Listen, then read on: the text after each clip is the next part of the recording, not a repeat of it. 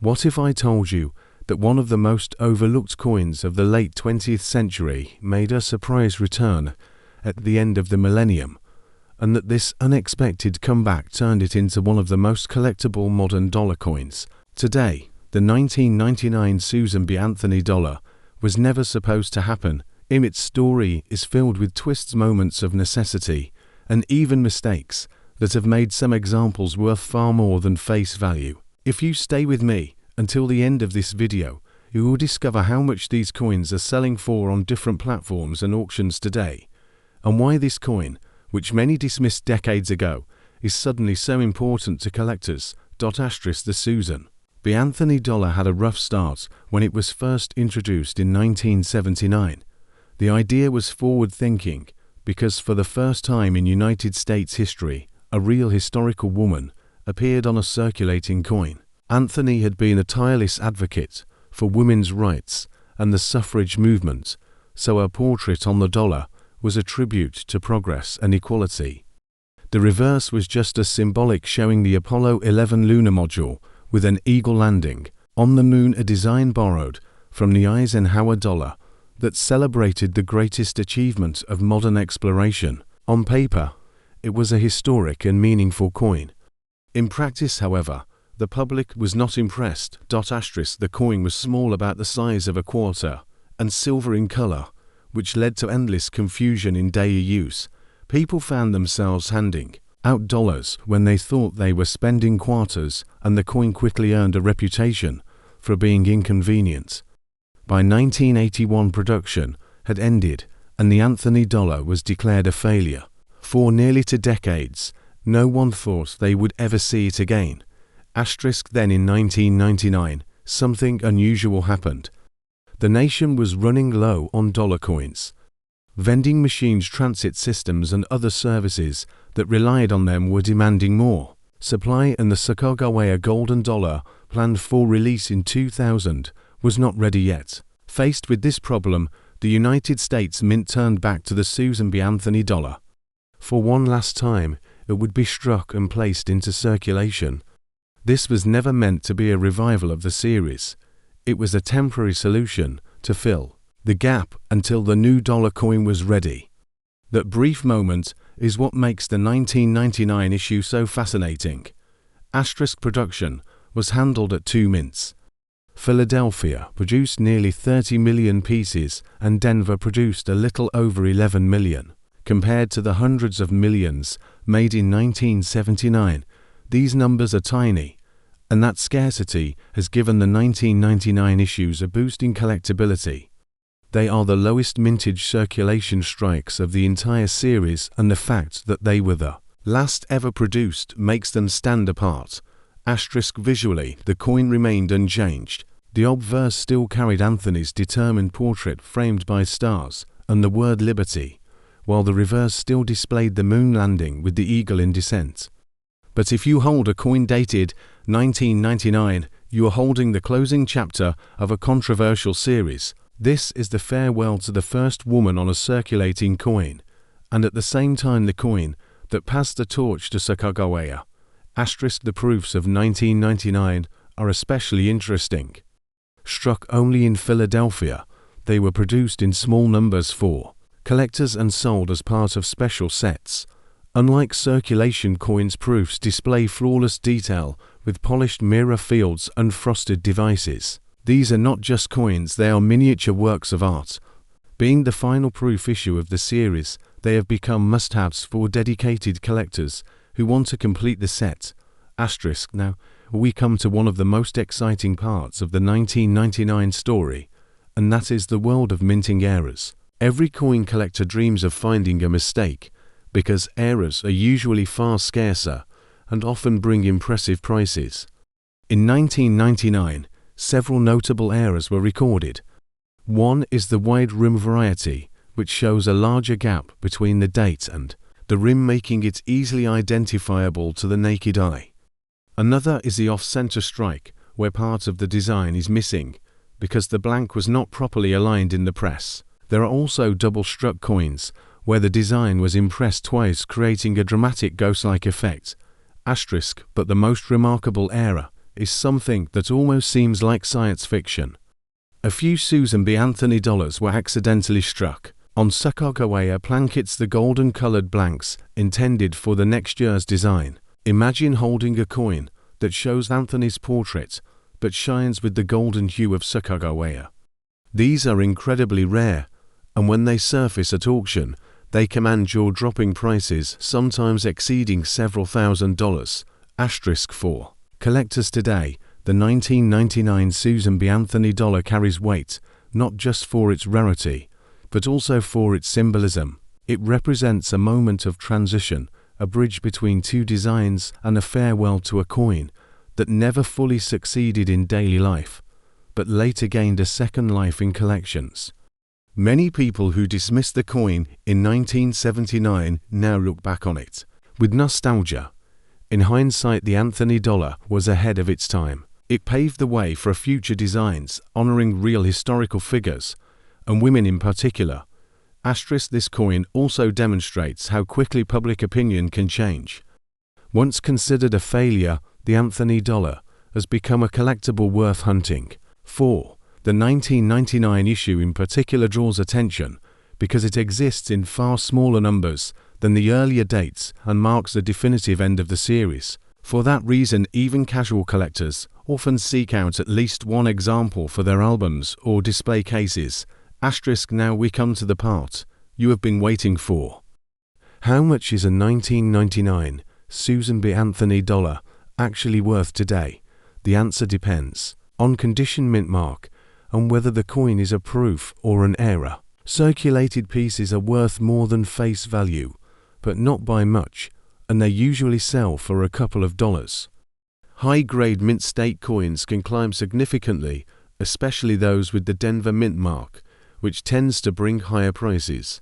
Because of the lower mintage, proof coins can sell for strong premiums, with top-graded examples bringing in impressive figures.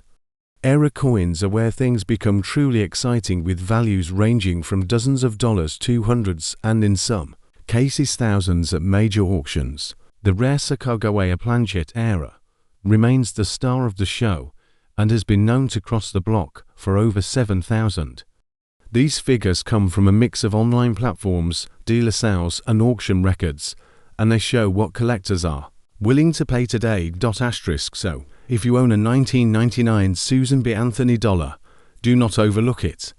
It might be just a circulation strike, or it might be something more. If you want to know the exact value of your coin, whether it is from Philadelphia or Denver, whether it is a proof or possibly even an error, leave a comment with the details.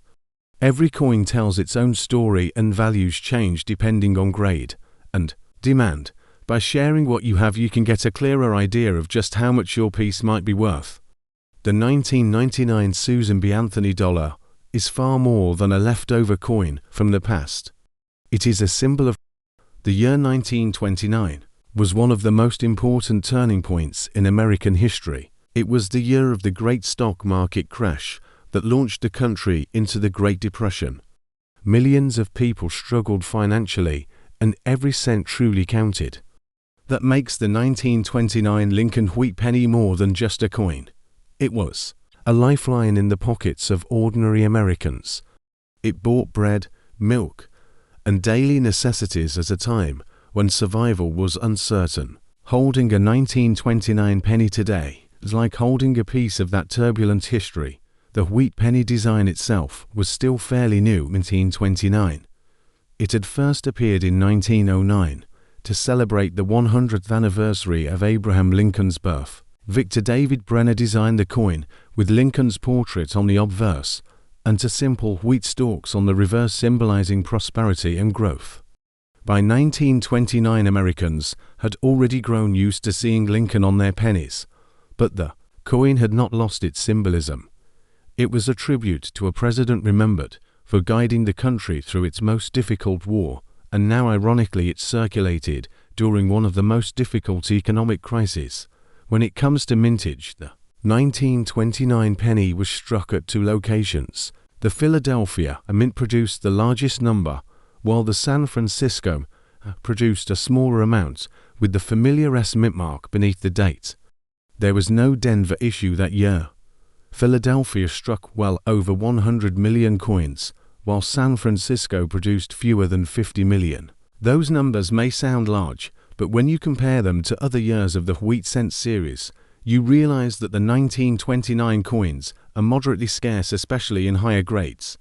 Millions were worn down in circulation during the hard times of the Depression, and relatively few survived in pristine condition. For collectors, the difference between the Philadelphia and San Francisco issues is important. The plain date Philadelphia coins are easier to find and more common in most grades. The S mint mark coins are scarcer and usually command more attention, especially when found in higher mint state condition. The 1929 wheat penny is also interesting for its connection to hoarding habits of the Depression. Many people began saving coins out of fear of banks collapsing and money losing value, while silver and gold coins were saved more aggressively. Even humble copper cents, like the 1929, were put away by families who wanted security in small change. As a result, some rolls of uncirculated 1929 cents survived, but they are much rarer than other years. Finding one of those bright red gems today is a thrill for any collector. Errors add another layer of intrigue. In 1929, the minting technology was not as advanced as it is today, so mistakes happened. Collectors occasionally find pennies from that year with off-center strikes where part of Lincoln's portrait or the wheat stalks are missing. There are also examples with die cracks, repunched mint marks on the San Francisco coins, or doubled features on the lettering. These errors are not extremely common, but when they appear, they create excitement among collectors and bring higher prices. The coin's historical setting also influences its appeal. Imagine the contrast of a penny minted in the same years. The stock market crash. This little copper piece passed from hand to hand, while fortunes collapsed and unemployment soared. Each coin carries the memory of that national hardship. For collectors today, the 1929 wheat penny is more than a number in a price guide. It is a tangible reminder of resilience in the face of economic disaster. As the decades passed, most 1929 pennies wore down to a smooth brown appearance. They continued to circulate through the Depression, through World War II, and well into the post-war years. By the time the design was replaced in 1959 with the Lincoln Memorial reverse, most of the 1929 pennies were already well worn or lost. That is why today collectors especially prize those examples that remain in high grade with strong detail, an original red or red-brown color. The market for these coins shows how condition changes everything. A worn penny from 1929 might still be worth only a small premium above face value, but as the grade improves, the price climbs quickly. Collectors will pay much more for examples that still have sharp wheat stalks, bold lettering, and original mint luster. The San Francisco mint pennies are even more desirable, and in mint state grades, they often attract competitive bidding at auctions. Now we come to the moment you have been waiting for. How much is a 1929 wheat penny actually worth today? Prices depend heavily on grade and mint mark.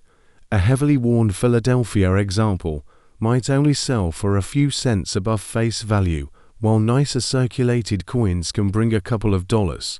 Mint state Philadelphia coins with bright red color can sell for significantly more, sometimes in the dozens of dollars, depending on the exact grade. The San Francisco coins usually carry stronger premiums. Circulated S mint pennies can sell for a few dollars, and mint state S examples can bring well over $50 or even $100 in the higher ranges. Error coins add even more excitement, with some off-center strikes or double dice selling for hundreds. These values are not random guesses.